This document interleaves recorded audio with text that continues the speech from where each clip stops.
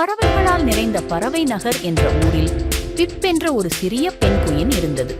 ஆனால் பிப் மட்டும் வித்தியாசமாக இருப்பதை உணர்ந்தான். சின்ன சிறகுகளால் பறக்க முடியாததும் மற்ற பறவைகளின் கவர்ந்தெழுக்கும் இறகுகளும் அவரிடம் இல்லாததாலும் அவர் பறவை நகரில் தனியாகவே இருக்கிறாரோ என்ற சந்தேகம் ஏற்பட்டது. ஒரு பிற்பகல் மனதில் சோகமாக ஓரமாக நடந்து சென்ற பிப் மற்ற பறவைகள் தன்னை கடந்து வந்து உயரம் பறப்பதை கவனித்தான்.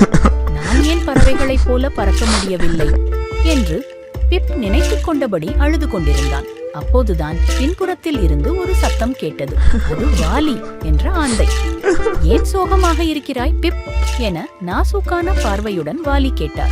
பிப் ஆழ்ந்த மூச்சு விட்டான்.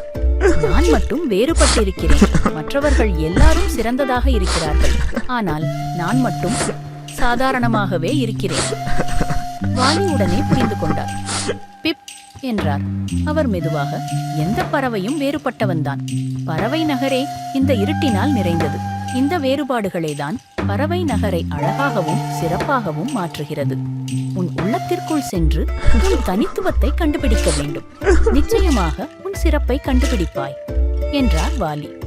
வாலியின் வார்த்தைகளால் உற்சாகமடைந்த பிப் தான் விரும்புவது என்னவென்று யோசித்தான். சிறிது நேரத்தில் பாறைகளிலும் கற்களிலும் வரையத் தொடங்கினான். சிறிது நேரத்தில் பிப்பின் படைப்புகள் ஊரில் பேச்சுக்குரியதாக மாறின. பறவைகள் பல வகைகளும் பிப்பின் கற்களை பாராட்டத் துவங்கின. பறவை நகர் முழுவதும் வண்ணமிகு நிறமுடன் மிளிர்ந்தது. பிப் இதை பார்த்து மகிழ்ச்சியுடன் இருந்தான்.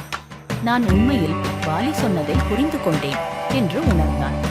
யாரும் தங்களின் தனித்துவத்தை மறைக்க வேண்டாம் என்பதை உணர்ந்தான்.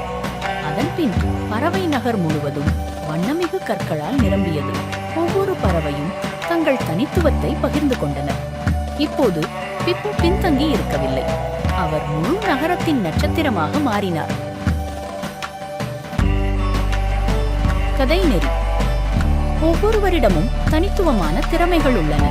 நாம் வேறுபட்டிருந்தாலும் அதை ஏற்றுக்கொள்வதால் மகிழ்ச்சி கிடைக்கும். மேலும் உலகிற்கு மகிழ்ச்சி தர முடியும்.